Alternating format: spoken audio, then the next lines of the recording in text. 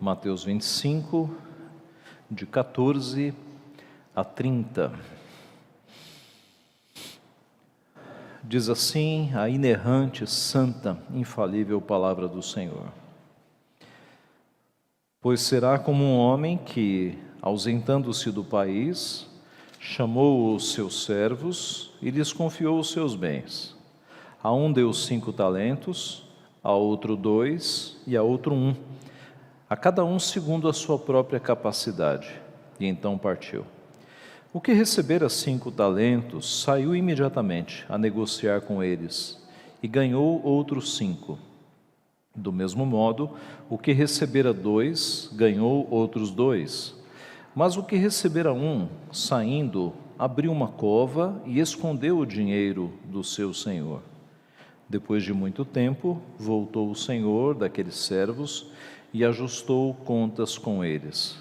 Então, aproximando-se o que recebera 5 talentos, entregou outros 5, dizendo: Senhor, confiaste-me 5 talentos, eis aqui outros 5 talentos que ganhei. Disse-lhe o Senhor: Muito bem, servo bom e fiel, foste fiel no pouco, sobre o muito te colocarei, entra no gozo do teu Senhor. E aproximando-se também o que recebera 2 talentos, disse: Senhor, 2 talentos me confiaste, aqui tens outros 2 que ganhei.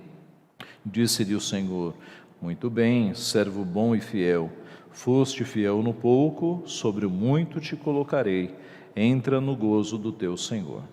Chegando por fim o que recebera 1 talento, disse: Senhor, sabendo que és homem severo, que ceifas onde não semeaste e ajuntas onde não espalhaste, receoso, escondi na terra o teu talento, aqui tens o que é teu. Respondeu-lhe, porém, o Senhor: Servo mau e negligente, sabias que ceifo onde não semeei e ajunto onde não espalhei? Cumpria, portanto, que entregasses o meu dinheiro aos banqueiros, e eu, ao voltar, receberia com juros o que é meu. Tirai-lhe, pois, o talento, e dai-o ao que tem 10, porque a todo o que tem se lhe dará, e terá em abundância, mas ao que não tem, até o que tem, lhe será tirado.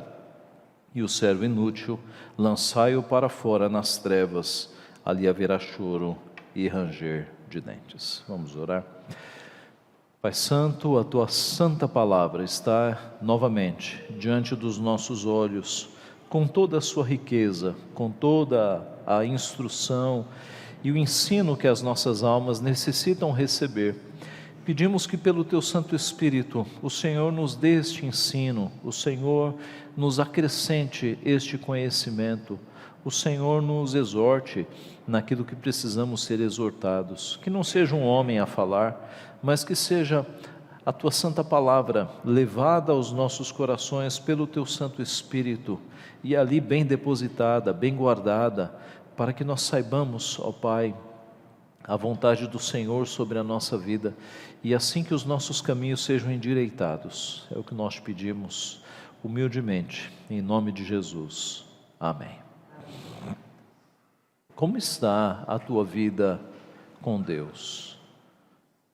Você consegue fazer uma análise comparando com alguns tempos atrás, talvez 1, 2, 3 anos atrás?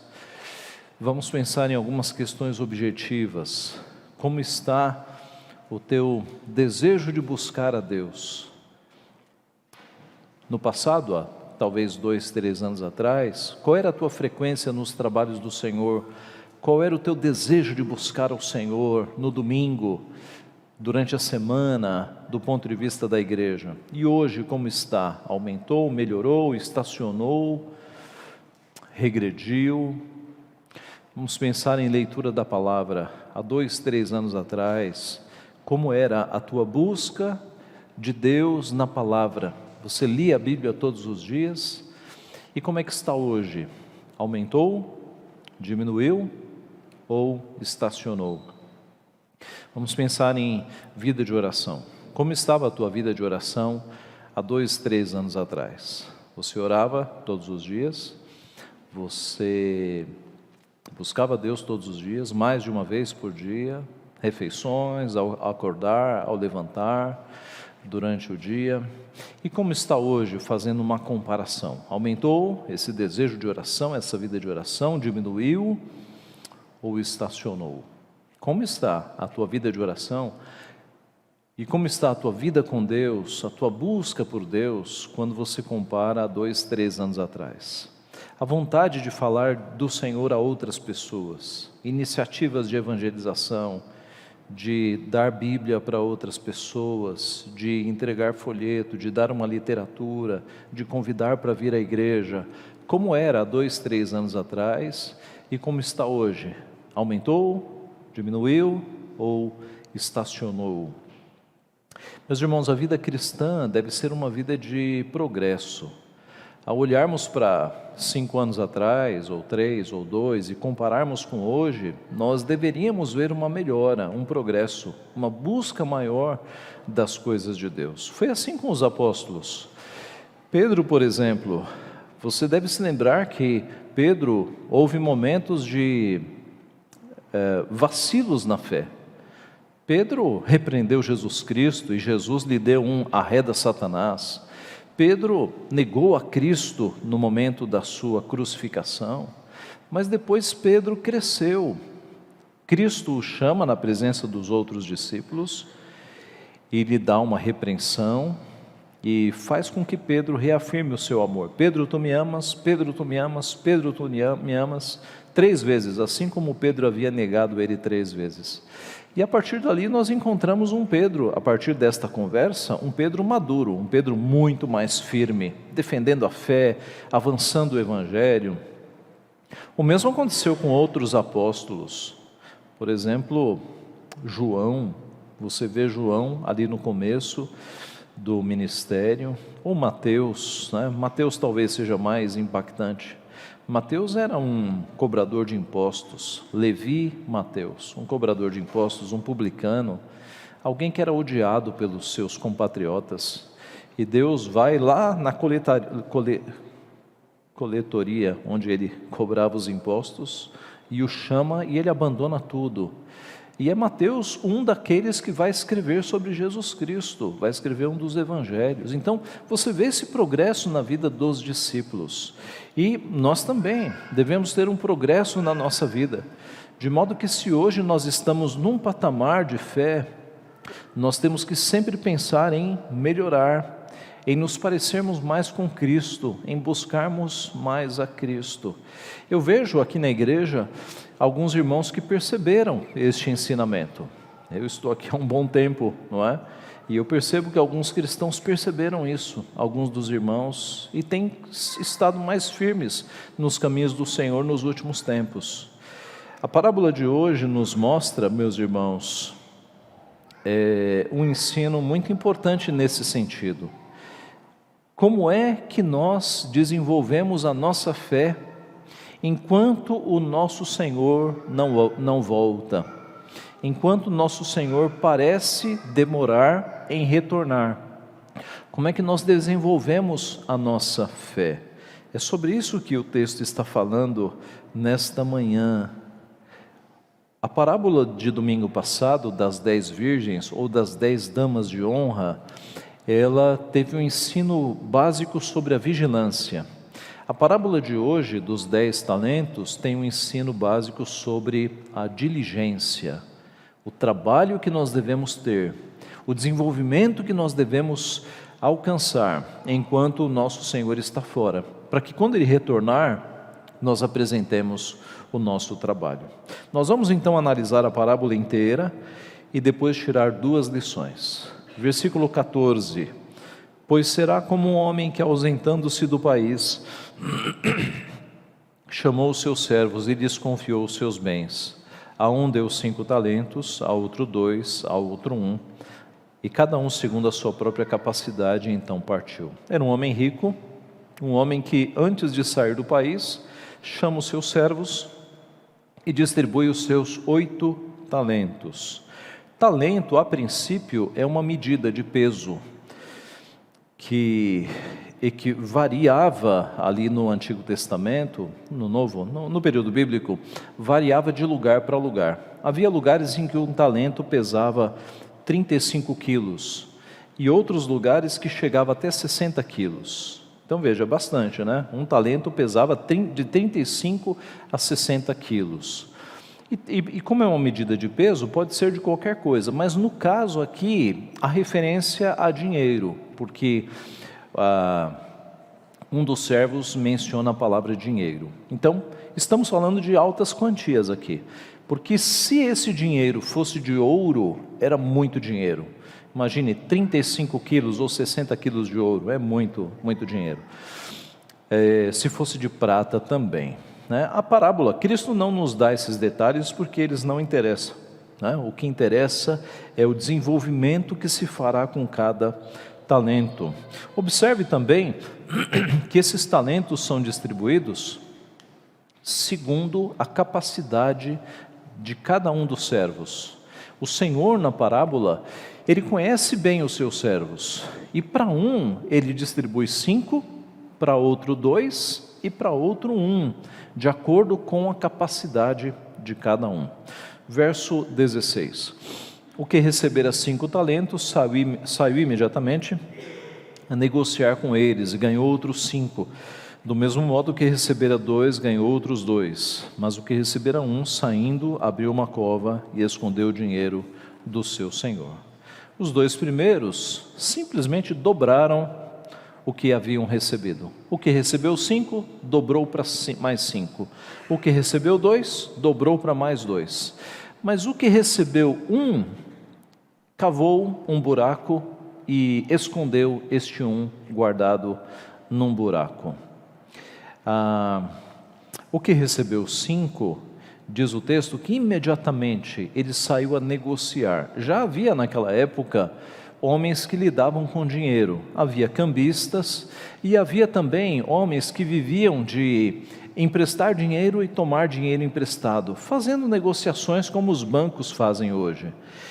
Então, os detalhes não nos são dados, mas os primeiros 2 servos obedeceram, trabalharam, negociaram, não ficaram parados. O outro servo, ele fez o trabalho mais preguiçoso possível. Enquanto os outros 2 estavam negociando, fazendo o dinheiro multiplicar, o primeiro servo pegou ali o seu talento, talvez uma moeda, abriu um buraco, colocou a moeda, fechou o buraco e foi cuidar da sua vida. Não trabalhou, não desenvolveu, não negociou. Os outros trabalharam, negociaram, esse simplesmente escondeu a moeda e foi fazer outras coisas. O verso 19 começa dizendo: depois de muito tempo voltou o Senhor. Note uma coisa aqui importante. Na parábola das 10 virgens, o noivo demora-se para voltar, e é por isso que elas dormem. Há uma demora na primeira parábola. Aqui, de novo, o Senhor, depois de muito tempo, voltou. Observe como o nosso Senhor Jesus Cristo sabia que o seu retorno seria demorado. Ele sabia, Ele nos dá essas pistas nas parábolas. A volta do Senhor não seria rápida, seria demorada. E é o que está acontecendo. Nós estamos aqui no ano 2023, aguardando o nosso Senhor. Ele nunca disse que voltaria rápido. As parábolas dão a pista de que Ele demoraria. Nas parábolas, o Senhor sempre demora. Depois de muito tempo, voltou o Senhor daqueles servos e ajustou contas com eles. Então, o servo volta e vai ajustar contas. Verso 20. Então, aproximando-se, que recebera 5 talentos, entregou outros 5, dizendo: Senhor, confiaste-me 5 talentos, eis aqui outros 5 talentos que ganhei. Então, observe que o primeiro conseguiu dobrar a quantia. Na língua em que Mateus escreveu esse texto, que é o grego, há uma forma com que ele escreveu esse relato que demonstra uma empolgação e uma alegria deste primeiro servo. Na língua original está assim: 5 talentos, Senhor, 5 talentos eu desenvolvi. Dá para imaginar a alegria do resultado que este primeiro servo traz nas mãos. Ele recebeu a maior quantia e ele dobrou a maior quantia. Ele chega muito animado diante do Senhor. Foi um ótimo resultado, não há dúvida. Tanto que o Senhor diz: muito bem, servo bom e fiel, foste fiel no pouco, sobre o muito te colocarei. Entra no gozo do teu Senhor, entra na casa do teu Senhor, vamos festejar, vamos celebrar. Verso 22, aproximando-se também o que recebera 2 talentos, disse: Senhor, 2 talentos me confiaste, aqui tens outros 2 que ganhei. De novo um bom resultado, e as mesmas palavras que foram ditas ao primeiro servo, são ditas ao segundo: entra na minha casa e vamos celebrar. Ele também ficou bastante satisfeito. Mas, verso 24, chegando por fim o que recebera 1 talento, disse: Senhor, sabendo que és homem severo, que ceifas onde não semeaste, ajuntas onde não espalhaste, receoso, escondi na terra o teu talento, aqui tens o que é teu. O terceiro servo não chega com resultados, ele chega com desculpas, com justificativas. O servo acusa o Senhor de ser muito severo, de ser de alguma forma injusto, e ele apresenta ali o que nós chamamos em português de desculpas esfarrapadas. Não faz nenhum sentido essa argumentação do servo. Como assim o Senhor é severo? Ele não entregou os talentos segundo a capacidade de cada um? Era um Senhor sensível, na verdade. Ele não foi como o faraó do Egito, que disse: tirem a palha, a partir de agora eles vão pegar a palha e eles vão produzir os tijolos e queimar os tijolos. Não, aqui na parábola nós temos um Senhor sensível, um Senhor justo. Olha, você 5, conheço tua capacidade, você 2, está bom para você 2, e você 1. Veja, o menor esforço foi dado para esse sujeito do final. Ele só tinha 1. Se ele conseguisse mais 1, 100% de aproveitamento. Mas ele era um preguiçoso, era um indolente, era um irresponsável. Ele nem se esforçou, ele cavou um buraco, colocou lá e foi viver a sua vida, não obedecendo ao Senhor. E agora ele acusa o Senhor pelos seus próprios erros. Meus irmãos, como se parece isso com pessoas dos nossos dias, que não assumem compromissos, não assumem responsabilidades, e quando confrontados jogam a culpa no outro. Aliás, desde Adão e Eva isso acontece. Isso é tão próprio do ser humano, não assumir responsabilidades e, quando apertado, joga a culpa para quem está do lado. Isso é tão próprio nosso, seres humanos. E aqui, nosso Senhor Jesus mostra alguém que agiu exatamente assim, jogando a culpa no seu Senhor.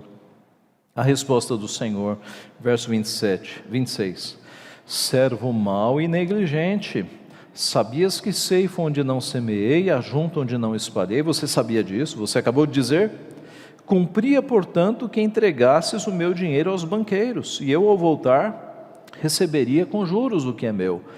Pelo menos isso, se você não quisesse trabalhar, pelo menos entregasse para os banqueiros para ter juros, para o meu dinheiro não ficar parado. Mas ele enterrou ali o dinheiro. E aí a palavra dura do Senhor: tirai depois o talento e dai ao que tem. A primeira pena que esse servo preguiçoso recebe é ter o seu talento confiscado e dado ao primeiro servo, porque a todo o que tem se lhe dará e terá em abundância, mas ao que não tem, até o que tem lhe será tirado. Isto é, aqueles que fazem os talentos progredirem têm direito de ficar com eles, mas os preguiçosos não. E o servo inútil, lançai-o para fora, nas trevas, ali haverá choro e ranger de dentes. Ele é chamado de servo inútil, expulso das terras do seu Senhor, e Jesus termina a parábola, como já fez outras vezes, com a menção ao inferno. Ali haverá choro e ranger de dentes. Observe, Cristo está contando uma parábola que tem algumas lições, mas Cristo está sempre relacionando com o juízo final.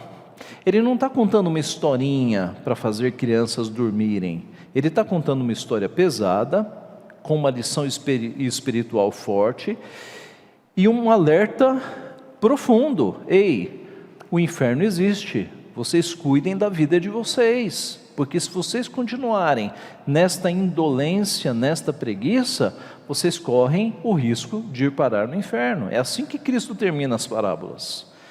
E assim nós temos duas grandes lições aqui preciosas nesta parábola. A primeira lição: você tem que desenvolver a sua vida cristã. Você tem que desenvolver a vida cristã. Você não pode ficar parado, você não pode regredir. A tua vida cristã tem que desenvolver. Jesus é o Senhor que foi e que está demorando para voltar. E a questão é, quando Cristo voltar, o que é que você vai apresentar diante do Senhor? Você vai apresentar 100% de desenvolvimento, ou você vai dar desculpas? Senhor, eu não tinha tempo. Senhor, eu não tinha ânimo. Senhor, você vai dar desculpas para o teu Senhor, como fez o servo inútil, ou você vai apresentar progresso na tua fé, desenvolvimento na tua fé? Você não pode apresentar a Jesus uma vida cristã estacionada, uma vida cristã parada, e muito menos em regressão, porque Ele vai te chamar do quê? Servo inútil. Servo inútil. Nós temos que crescer na fé cristã. Daqui a um ano, nós temos que estar mais firmes na igreja do que hoje. Você tem que crescer, você tem que avançar. Na vida não é assim, gente. A gente entra na escola, não é para ficar 10 anos no primeiro ano. A gente avança, segundo ano, terceiro, quarto, quinto, ensino médio, depois do médio, faculdade, a gente avança. Na nossa vida como um todo, a gente vai juntando dinheiro para comprar uma coisinha aqui, uma coisinha ali, talvez casa própria, a gente vai avançando, não é? E na vida cristã? Por que é que você está parado na vida cristã? Você tem que avançar, de forma que daqui a um ano você tem que estar mais firme nas coisas do Senhor do que hoje, tem que avançar. Um pastor que eu aprecio muito do passado, J.C. Riley, ele comentando esse texto escreveu o seguinte: os que desprezam a Bíblia, negligenciam a oração e não guardam o dia do Senhor, os incrédulos, os sensuais, os que seguem o pensamento do mundo, os frívolos, os imprudentes e os que buscam prazeres, os que amam ao dinheiro, os cobiçosos e os autoindulgentes, todos igualmente estão enterrando no chão o dinheiro do seu Senhor. Todos receberam alguma luz, porém não a utilizam. Todos esses poderiam ser melhores e mais úteis do que são, mas estão roubando diariamente a Deus. Deus desconfiou muitas coisas e eles não lhe dão nenhum retorno. Então veja, a parábola é para falar da nossa vida cristã. Como é que nós estamos desenvolvendo a nossa fé enquanto nosso Senhor não retorna? Nós estamos desenvolvendo ou nós abrimos um buraco e a colocamos ali e estamos apenas estacionados? Tristemente, muitos crentes no mundo estão estacionados na vida cristã. Vão no domingo na igreja, quando não há algo mais importante, não buscam a Deus durante a semana, simplesmente estacionaram. Veja o que o autor de Hebreus escreveu, Hebreus 5:11, a esse respeito temos muitas coisas que dizer e difíceis de explicar, porquanto vos tendes tornado tardios em ouvir. Pois com efeito, quando devíeis ser mestres, atendendo ao tempo decorrido, tendes novamente necessidade de alguém que vos ensine de novo quais são os princípios elementares dos oráculos de Deus. Assim vos tornastes como necessitados de leite e não de alimento sólido. Eu não sei quanto tempo você tem de cristão. Eu sei que há novos convertidos aqui na igreja. mas eu me refiro especialmente a quem tem mais tempo na vida cristã, 10, 20, 30, 40 anos. Com esse tempo de vida cristã, como é que está o teu desenvolvimento? O pastor ainda precisa dizer que você tem que vir nos cultos, que você precisa ir na reunião de oração. Depois de 30, 40 anos de igreja, o pastor ainda precisa falar das coisas básicas. Meus irmãos, já deviam ser mestres, você já deveria estar avançando em águas mais profundas. Esses ensinamentos a gente fala para novos convertidos. Ei, novo convertido, crente vai todo domingo na igreja. Novo convertido, crente lê a Bíblia todo dia, ora todo dia, obedece a Jesus. Isso a gente fala para novos convertidos. Mas por vezes, você com 20, 30, 40 anos, está precisando ouvir essas coisas, já devia ser mestres, e ainda está agindo como criança, recebendo leitinho. Isso, meus irmãos, não está correto. Você deve olhar para trás e ver desenvolvimento, e você deve olhar para frente e ansiar por desenvolvimento, cumprir as coisas que você sabe que tem que cumprir, e avançar, porque na vida cristã nós avançamos, meus irmãos, e é uma bênção a gente estar mais perto de Deus, é uma bênção nós fazermos aquilo que Deus nos manda, e Deus vai nos libertando de pecados e de coisas erradas, e a gente vai avançando, parecendo cada vez mais com Cristo. Anseie por isso, saia desse estacionamento da fé, você tem que avançar, desperte do sono. Observe que a parábola não diz que o servo inútil era um assassino, um ladrão. Não, ele é chamado servo inútil simplesmente porque não fez nada. Uma fé que não faz nada é uma fé estéril.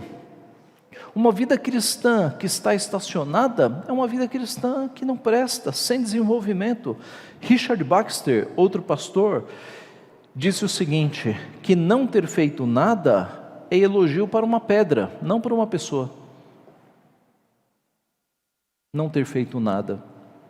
Pedras não fazem nada, mas crentes avançam, se parecem cada vez mais com Cristo, obedecem ao Senhor, especialmente porque o Senhor vai voltar. Quando menos dermos conta, Cristo vai voltar.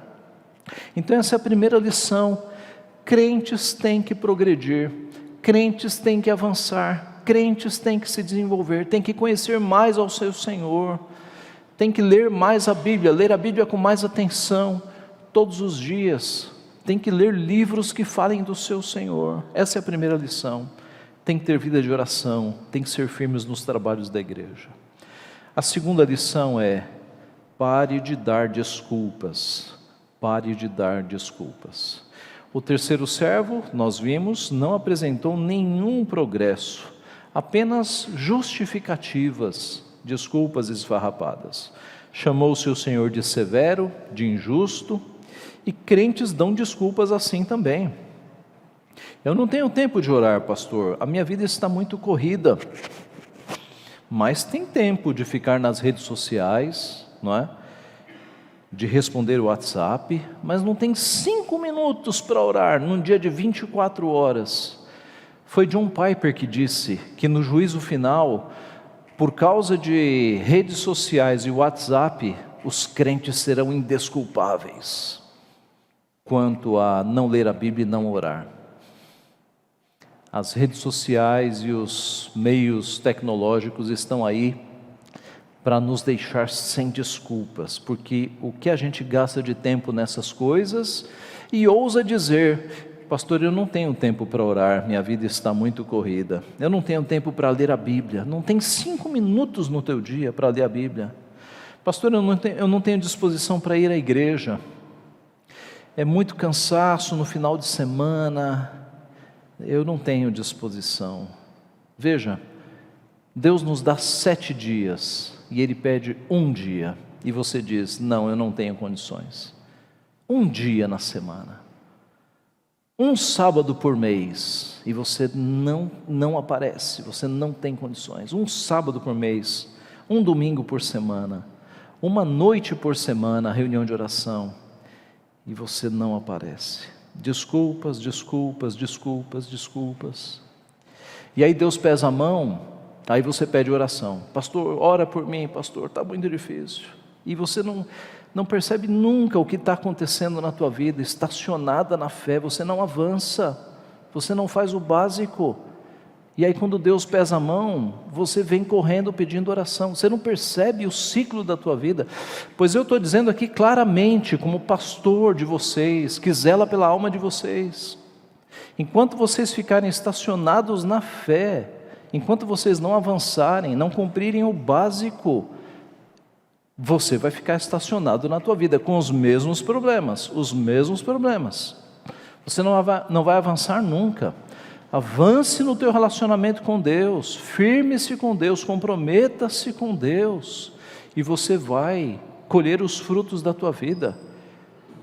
Deus vai te abençoar, porque Ele abençoa filhos que estão perto dEle. Agora, se você enterra a tua vida cristã e vai cuidar dos teus interesses durante a semana, e não tem 5 minutos para Deus, e não tem uma noite na semana para reunião de oração, não tem um sábado por mês para os trabalhos da igreja, não tem condições de vir no domingo na igreja, você é o servo que está enterrando a tua vida cristã. É muito perigoso isso, é muito perigoso. Até quando você vai ficar estacionado na vida cristã? Até quando? É hora de deixar as desculpas de lado e avançar. J.C. Ryle, no excelente livro chamado Santidade, um dos melhores livros que eu já li, Santidade, J.C. Ryle, recomendo com entusiasmo que todos leiam. Ele alista 5 marcas de crescimento. Talvez você esteja se perguntando, pastor, como é que eu posso avaliar se a minha vida está crescendo espiritualmente ou não? Ele fala muito sobre isso no livro, mas eu trouxe um resumo do resumo aqui. Ele fala sobre 5 marcas que apontam crescimento na tua vida espiritual. São elas. Eu vou lê-lo aqui. Ele diz assim: um dos sinais do crescimento na graça é a humildade crescente. O homem cuja alma está crescendo possui maior percepção da sua própria indignidade e pecaminosidade a cada ano que passa. Ele se dispõe a dizer, juntamente com Jó, sou indigno, ou com Abraão, sou pó e cinza, ou com Jacó, sou indigno de todas as misericórdias e de toda a fidelidade que tens usado para com teu servo. Ou como Davi, eu sou verme e não homem. Ou como Isaías, sou homem de lábios impuros. Ou como Pedro, Senhor, retira-te de mim, porque sou pecador. Quanto mais um crente aproxima-se de Deus e percebe a santidade e as perfeições de Deus, mais se tornará sensível em relação à sua própria indignidade e imperfeições. Quer alguém saber se está crescendo na graça, verifique em seu próprio interior se a sua humildade está aumentando. Parece um paradoxo, mas não é. Quanto mais nós nos aproximamos da luz, mais a luz ilumina as nossas imperfeições. De forma que, quando uma pessoa é muito segura de si, é muito soberba, é muito prepotente, isso não é sinal de crescimento espiritual, de jeito nenhum. Quanto mais próximos de Deus, mais conscientes da nossa pecaminosidade nós estaremos, e mais humildes, mais servos, não senhores, mais servos. Uma segunda marca que Ryle diz no livro: outro sinal do crescimento na graça é a fé e o amor crescentes no Senhor Jesus Cristo. O homem ou a mulher que estão crescendo, a cada ano que passa, encontra mais razões para descansar em Cristo, regozijando-se cada vez mais no fato de que tem um grande Salvador. A sua fé agarrou-se na expiação que há em Cristo, e isso lhe infundiu esperança. A sua fé, na medida em que a sua fé vai crescendo na graça, também vai percebendo milhares de aspectos na pessoa de Cristo, que a princípio nem ao menos sonhava em ver.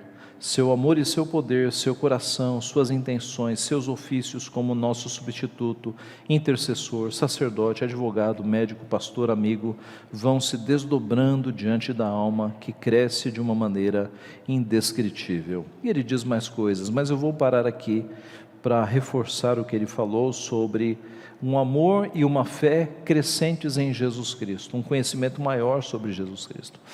Onde é que a gente adquire isso? Lendo a Bíblia, e lendo com atenção, meus irmãos. Essa semana, ontem na verdade, eu estava lendo um livro, até passei para o Davi ler também, de um autor, John Piper, falando sobre como nós devemos ler a Bíblia com atenção, com vagar, lendo e vendo o que está ali. Eu não aconselho que você leia 3 capítulos da Bíblia por dia, correndo, porque muitos crentes falam assim, eu tenho que ler a Bíblia uma vez por ano, aí 3 capítulos por dia na correria, e aí termina de ler, não sabe o que leu. Não aconselho, não aconselho. Leia devagar, vendo. A nossa sociedade, ela perdeu o hábito da contemplação. É tudo muito rápido, tá? Você vê isso nos vídeos. No passado a gente dizia assim, um vídeo de 10 minutos na internet, pouca gente vai assistir, não é isso? A menos que a pessoa esteja muito interessada. Esse número está descendo cada vez mais. Os chamados shorts tem 20 segundos, 10 segundos, e são os mais assistidos, não é? A nossa mente chegou num nível de querer dopamina, que a gente precisa agora de 10 segundos apenas, e o dedinho rodando, 10 segundos, próximo, 10 segundos, próximo.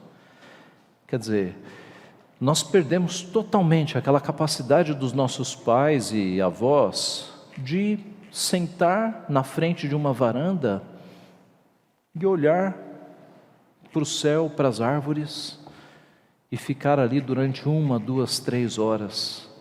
Talvez você já tenha sentido arrepios agora, só de pensar nisso, de ficar o quê? Ficar 1 hora sem fazer nada, sem um eletrônico. Percebe como a gente está viciado nesse aparelhinho? Meus irmãos, isso é terrível. No livro que eu li ontem, falando sobre isso, Piper deu o exemplo de uma professora de artes em Harvard, que ela levava seus alunos para uma exposição, para que eles ficassem durante 3 horas observando uma tela, todos os detalhes de uma tela, 3 horas, para que eles vissem todos os aspectos ali daquela tela. Contemplação, a nossa geração perdeu isso. É uma geração de 10 segundos. É por isso que o culto é tão bom em tantos sentidos, porque pelo menos durante 1 hora você desliga dos eletrônicos, pelo menos durante 1 hora você tem aí um descanso para a tua mente e para os teus olhos. Mas que bom seria se você tivesse esse descanso todos os dias lendo a Bíblia, e você parasse e se desligasse, como que se você entrasse agora num lugar fechado, sem conexões, só você conectado com Deus, a tua alma conectada com Deus, e você olhasse o texto bíblico, e você saboreasse palavra por palavra. Não leia a Bíblia correndo, leia a Bíblia como que mastigando aquela comida saborosa, devagar, palavra por palavra, e vendo, não apenas olhando, mas vendo, pensando, criando a cena, os detalhes, o que Cristo está falando contigo. Irmãos, nós precisamos disso. Essa geração de 10 segundos, ela está com a mente bagunçada. Nós precisamos de meditação na palavra de Deus, de contemplação. E é assim que você vai conhecer a Jesus Cristo, seus nomes, seus atributos, seus ofícios, suas qualidades, e conhecendo mais a Jesus Cristo, você vai poder se espelhar nele e dizer: é assim que eu tenho que ser. E aí você cresce na graça. Riley ainda fala de outra marca de crescimento na graça, que é a santidade de vida e conversação amadurecida. O homem cuja alma está em crescimento adquire um maior domínio sobre o pecado, o mundo e o diabo. Torna-se mais cuidadoso com o seu temperamento, palavras, ações. É sempre mais vigilante sobre a própria conduta em cada aspecto da vida. Esse homem é o que mais se esforça por estar conformado à imagem de Cristo em todas as coisas e segue-o tanto como seu exemplo pessoal, como confia nele como seu Salvador.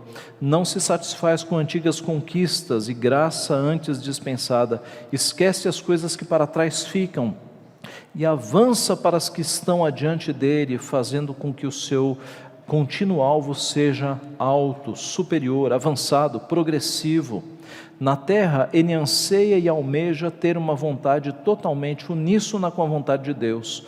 O seu principal objetivo no céu, além de estar na presença de Cristo, é a completa separação de todo o pecado.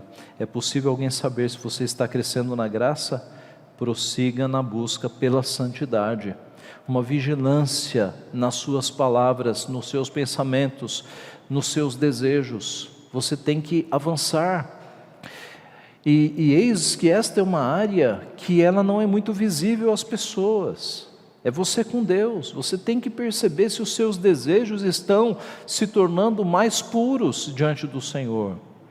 E se as suas palavras estão mais maduras. É triste nós vermos às vezes, especialmente nas redes sociais, na internet, pessoas que se declaram crentes, mas que têm um palavreado que é totalmente reprovável. A nossa forma de se expressar muda na medida em que nós nos aproximamos de Deus.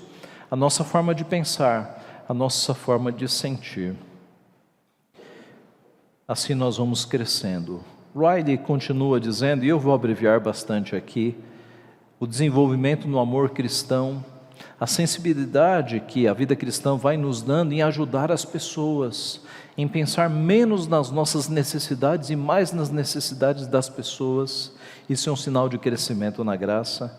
E também a diligência em pregar o Evangelho, a preocupação que nós devemos ter com as pessoas que estão longe de Deus, e o esforço e a criatividade que nós devemos ter, e a preocupação em falar de Deus com essas pessoas.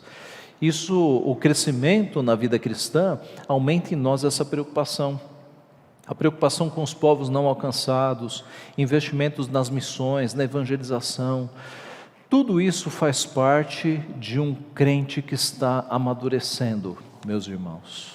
E concluindo então, como é que está a tua vida com Deus, quando comparada a alguns anos atrás? Melhorou? Piorou? Estacionou? A pandemia foi uma coisa mundialmente terrível, nós sabemos disso. Agora, a pandemia, ela fez com que alguns crentes esfriassem na fé, e fez com que outros crentes ficassem mais comprometidos. Quando lhes foi tirado a igreja, né, e nós passamos por um tempo que nem podíamos vir para a igreja, e aí esses crentes, quando voltaram dando mais valor. Eu não sei o que aconteceu com você, mas eu sei o que deve acontecer daqui para frente.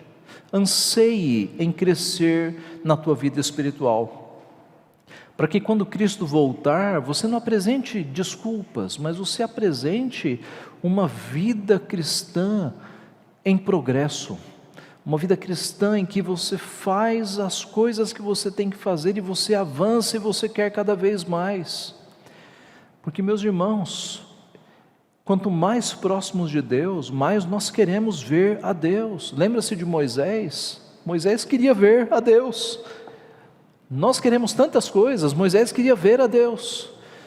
E aí ele pediu e Deus falou: Moisés, coloca-se ali no meio daquelas rochas, eu vou passar de costas e você vai me ver de relance.